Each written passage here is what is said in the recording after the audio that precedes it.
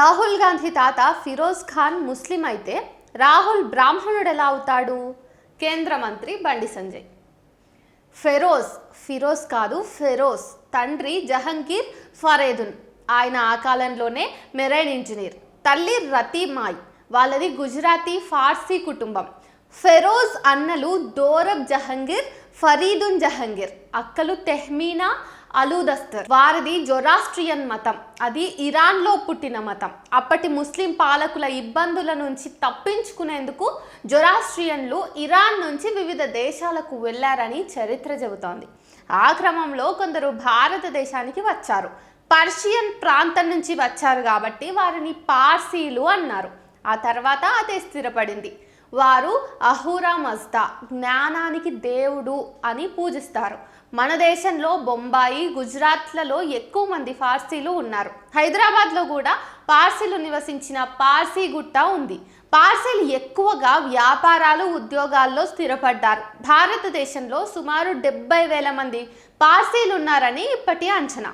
Grand old man of India Dadabhai Naoroji, Tata సంస్థ అధినేత JRD Tata, ISRO తొలి అధ్యక్షుడు జహంగీర్ బాబా, సుప్రీంకోర్టు మాజీ న్యాయమూర్తి రోహింటన్, ఎఫ్ నారిమన్, నక్సలైట్ నేత కోబాద్ గాంధీ తదితరులు పార్సీలే.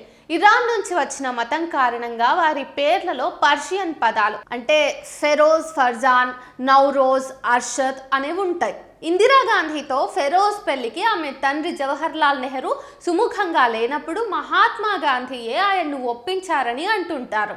ఆ అభిమానం, ఆయన బోధనల మీద విశ్వాసంతో ఫెరోజ్ తన పేరు పక్కన గాంధీ అని పెట్టుకున్నారు.